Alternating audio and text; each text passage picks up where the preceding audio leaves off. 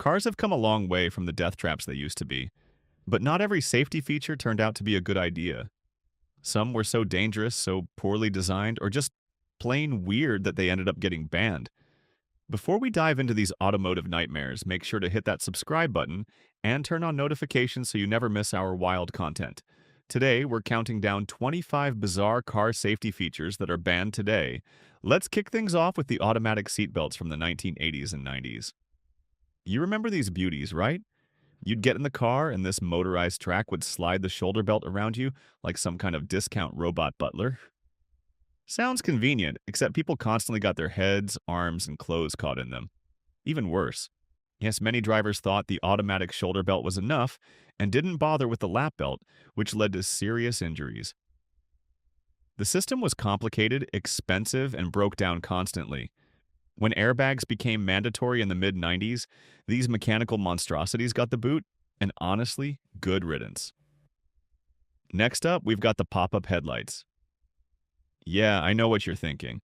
Those flip up headlights looked absolutely amazing on sports cars in the 70s, 80s, and 90s. But cool doesn't always mean safe. The problem was that during a collision with a pedestrian, these things acted like guillotines. Pedestrian safety regulations eventually caught up with automotive design, and countries started requiring that cars minimize injury to people they might hit. Those sleek pop-up headlights became illegal death blades, and by the early 2000s, manufacturers had to wave goodbye to one of the coolest design features ever. Pour one out for the Mazda Miata and Porsche 928, moving on to the chrome bumpers of yesteryear. Classic cars had these beautiful, shiny chrome bumpers that looked fantastic in photos, but in reality, they were absolutely terrible for safety. In a crash, chrome bumpers would crumple like tinfoil or worse. They'd stay rigid and transfer all that impact force directly into the car's body and its passengers. They also didn't do pedestrians any favors, acting more like battering rams than safety features. Modern cars need crumple zones and energy-absorbing bumpers that reduce impact forces. Those gorgeous chrome bumpers had to go, found out replaced by plastic-covered impact absorbers that might not look as cool but actually save lives. Here's a weird one for you. Swivel seats. Back in the 50s and 60s, some luxury cars featured front seats that would swivel outward when you opened the door. The idea was to make it easier and more elegant to get in and out of the car. Sounds fancy until you realize what happens in a crash. If that seat isn't locked perfectly in place, you're getting launched in whatever direction the seat is facing. The mechanism added weight, complexity, and multiple points of failure. Safety regulations eventually required seats to be firmly anchored with specific strength requirements, and the swivel seat gimmick became illegal for road cars. You can still find them in some custom vans, but they're heavily regulated. Okay, let's talk about bench seats in the front. For decades, American cars had big bench seats up front that could fit 3 people across. Mom, Dad, and little Timmy, all sitting in a row with no center console to get in the way. Cute, right? Except there was no center seatbelt, no side impact protection for that middle passenger, and in a frontal crash, that person in the middle was basically a human projectile. As safety standards evolved and required proper restraint systems for every seating position, the front bench seat mostly disappeared. You can still find them in some trucks, but only with proper 3-point seatbelts and added safety features. Number 6 is the non-collapsible steering column. In older cars, the steering column was basically a metal spear pointing directly at your chest. In a frontal collision, the drivers would be impaled or crushed by this solid shaft of metal. It was one of the leading causes of death and serious injury in car crashes. Modern regulations require collapsible steering columns that compress or break away during an impact, dramatically reducing injuries. This safety feature became mandatory in the United States in 1968, and any car without a collapsible steering column is illegal to manufacture today. It's amazing how many lives this one change has saved. Here's something that sounds crazy but actually existed. Hood ornaments. Those fancy mascots and decorative sculptures that sat on the front of luxury cars weren't just tacky, they were legitimately dangerous. In a collision with a pedestrian, these metal ornaments would cause severe injuries, acting like spears or blades. But Rolls-Royce's Spirit of Ecstasy, Jaguar's Leaping Cat, and Mercedes' three-pointed star all had to be redesigned or made retractable. Modern regulations prohibit rigid protruding objects on car hoods. The ornaments that remain are spring-loaded and designed to collapse or retract on impact. Another case of style losing out to safety, but can you really argue with saving lives? Moving right along to steel dashboards. Early cars had dashboards made of solid metal, often with knobs, switches, and hard edges everywhere. In a crash, passengers would smash their heads into what was essentially a wall of steel. The injuries were horrific. Modern cars require padded dashboards with energy-absorbing materials, and any hard points need to be recessed or covered.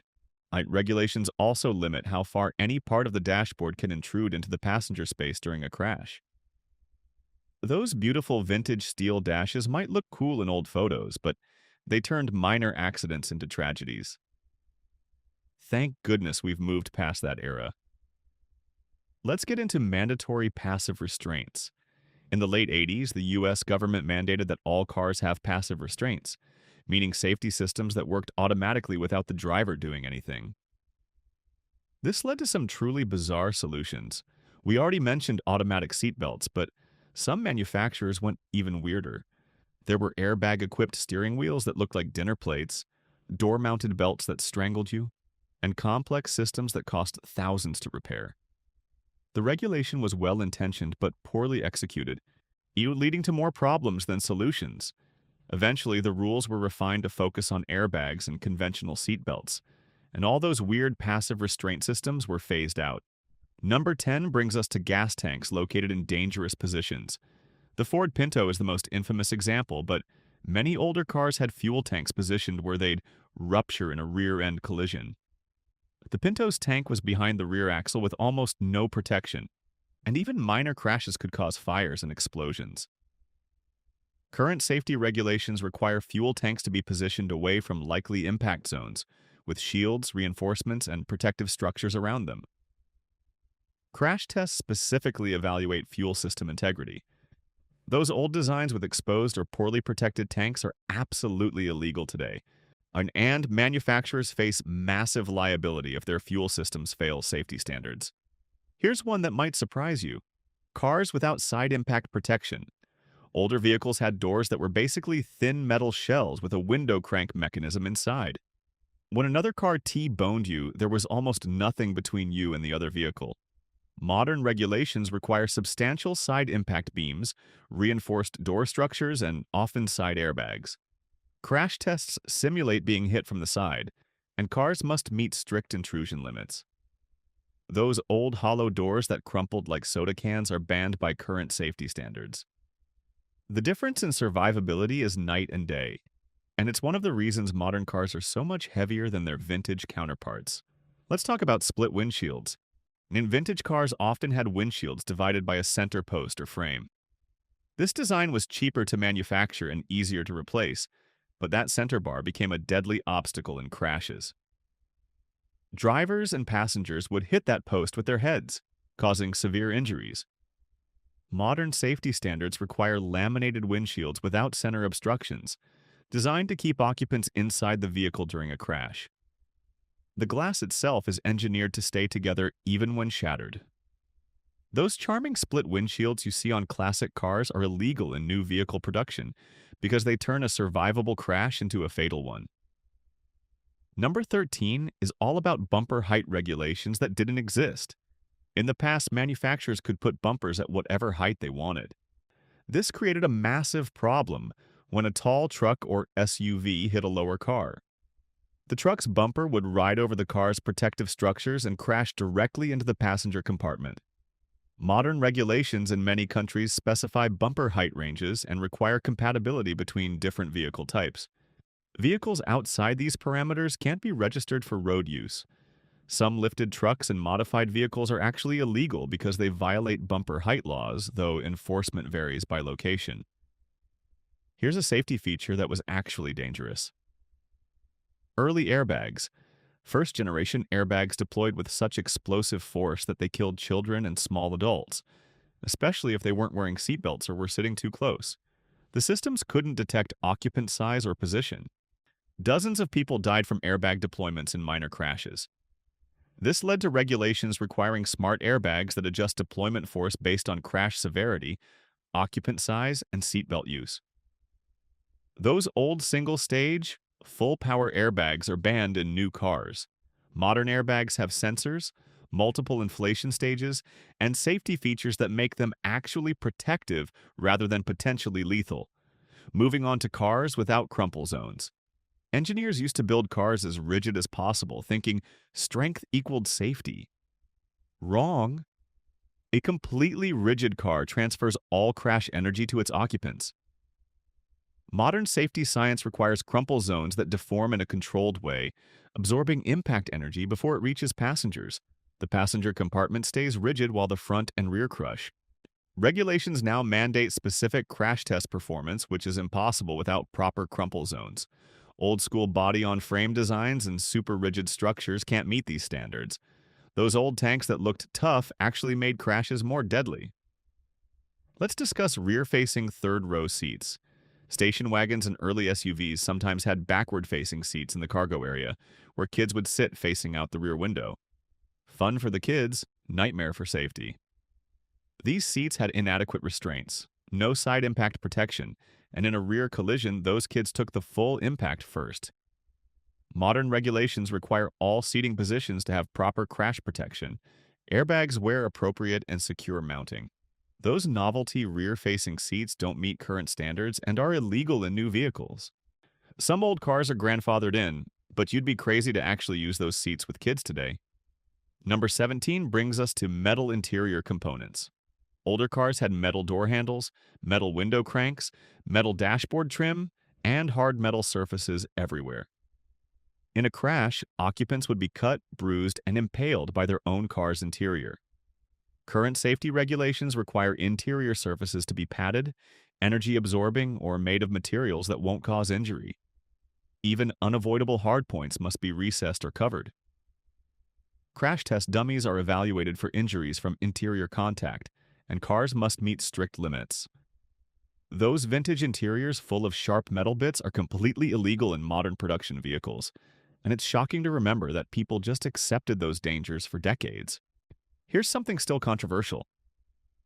Certain window tint levels. While this varies by jurisdiction, most places ban windshield and front window tints below certain visible light transmission levels. The reasoning is officer safety during traffic stops and driver visibility.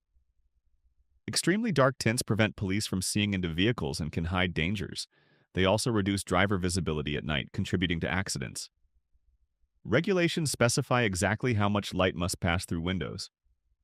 Those murdered-out cars with 5% tint all around are illegal in most places. Even rear window tints have restrictions in some areas. The bans exist for safety, though enforcement is inconsistent.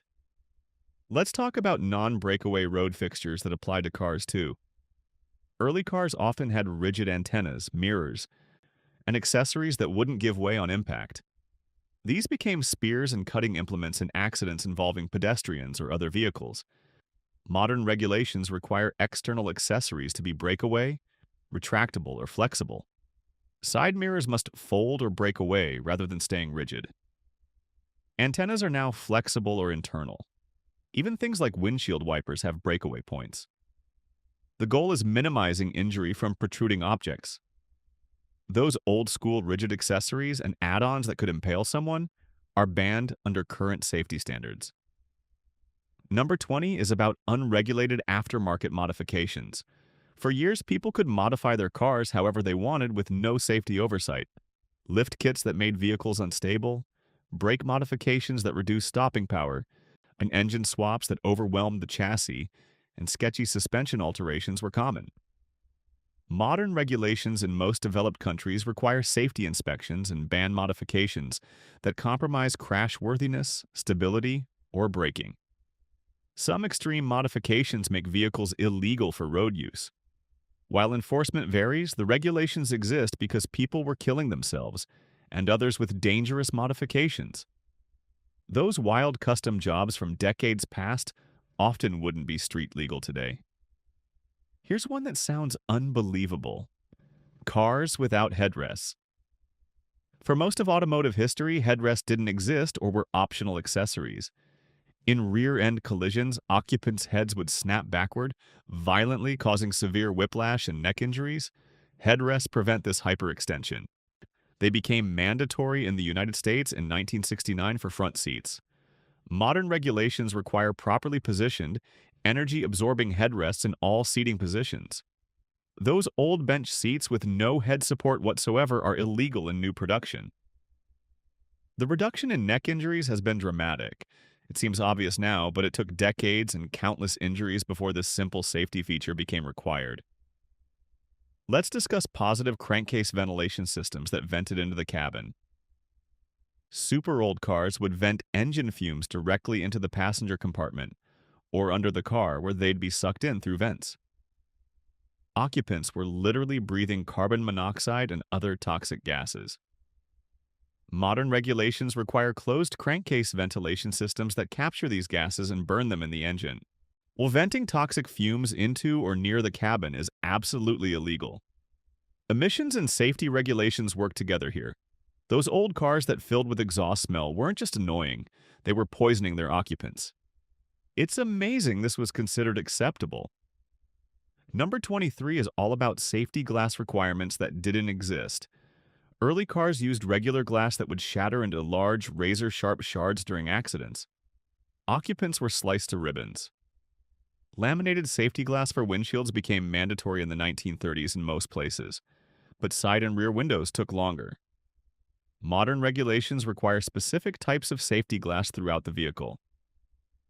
Windshields must be laminated to prevent ejection and reduce injuries. Side windows use tempered glass that shatters into small, less dangerous pieces. Regular glass anywhere in a car is illegal under current manufacturing standards. This simple change has prevented countless deaths and disfiguring injuries. Here's something that seems innocent but was actually dangerous: in-dash record players and early entertainment systems. Some luxury cars in the 50s and 60s had record players built into the dashboard. These heavy mechanical devices became projectiles in crashes, and their rigid housings created injury hazards. Modern regulations specify exactly what can be mounted in the dashboard and how it must be secured. Heavy, rigid components are banned from locations where they could strike occupants. Even modern infotainment screens must meet specific safety requirements. Those novelty and dash record players wouldn't come close to meeting current standards.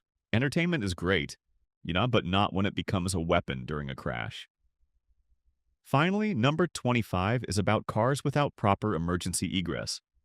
Some vintage cars had door handles and mechanisms that were nearly impossible to operate in a crash, especially if the car was upside down or submerged.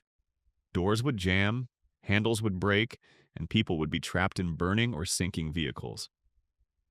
Current safety regulations require redundant door opening mechanisms, interior trunk releases, and specific force requirements for opening doors. Emergency responders also influence these rules, requiring ways to quickly extract trapped occupants. Those old cars with single-point failure door mechanisms and no emergency releases are illegal under modern safety codes. The ability to escape a crashed vehicle is now considered a fundamental safety requirement.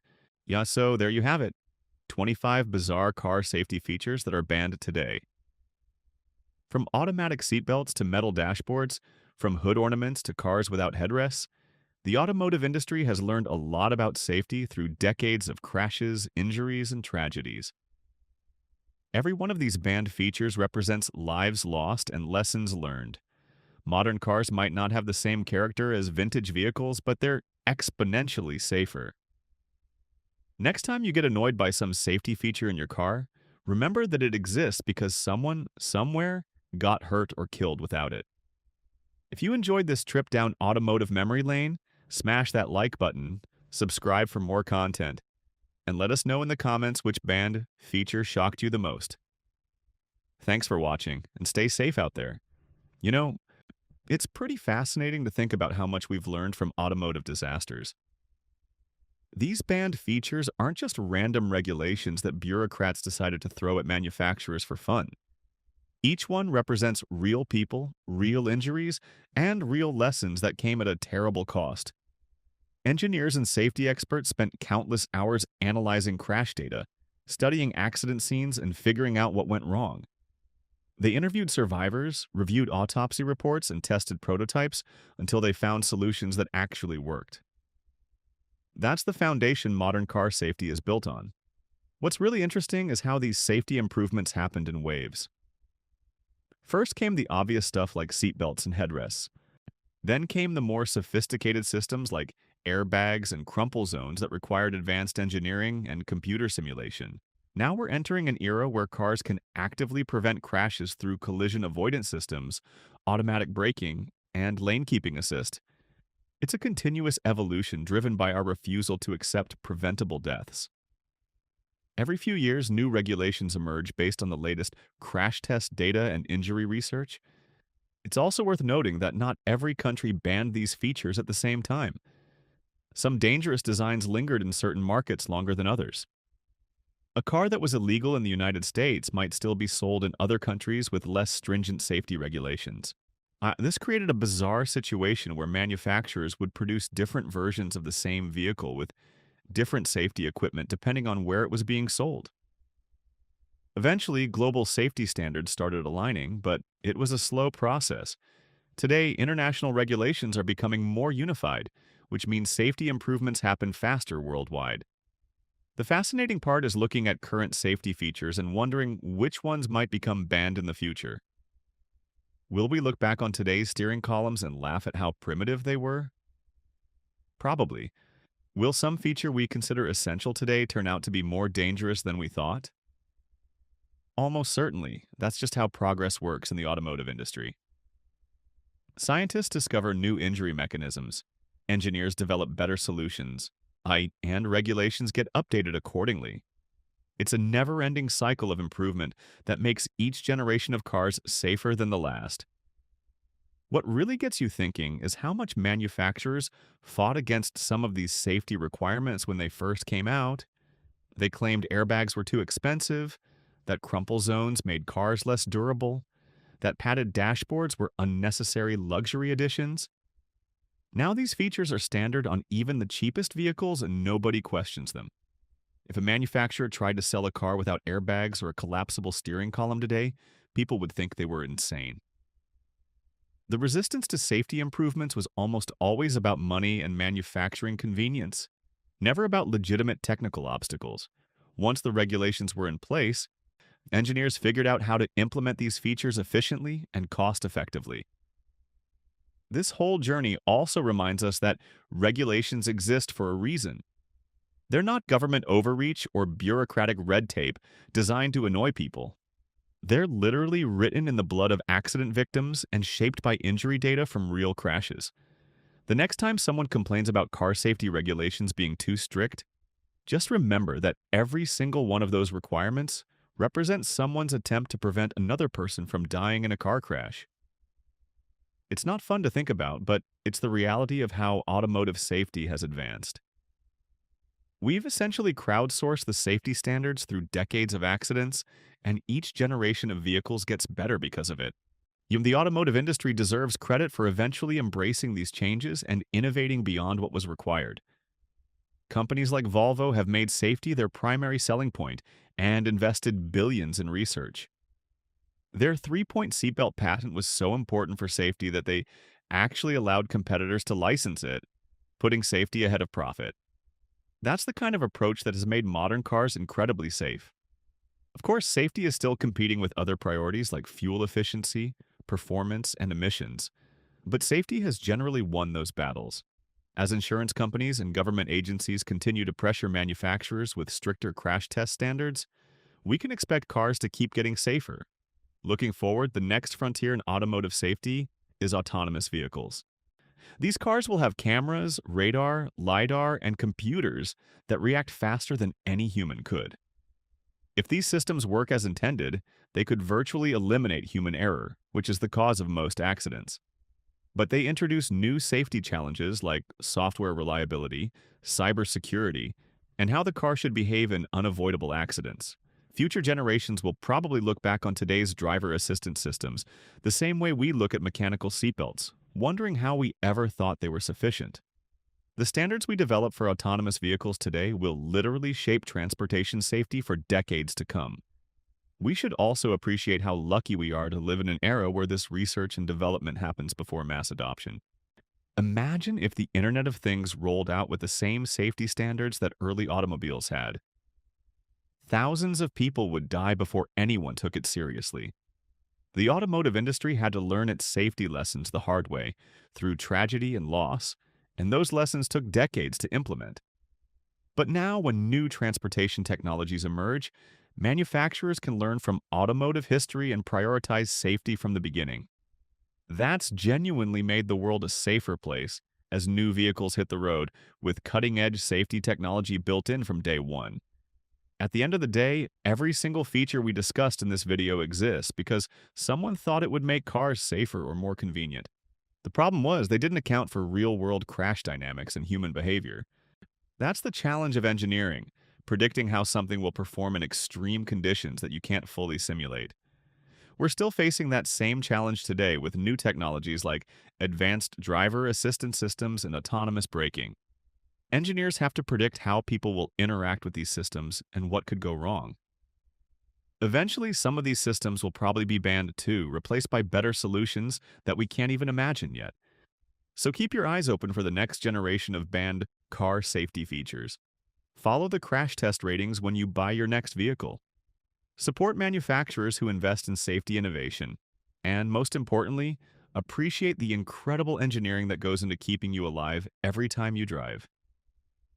Those airbags, that collapsible steering column, those crumple zones, that padded dashboard, they're all there because of hard-earned knowledge purchased with the lives of accident victims over the past 100 years. It's sobering to think about, but it's also inspiring to see how far we've come. Thanks so much for watching this deep dive into automotive safety history.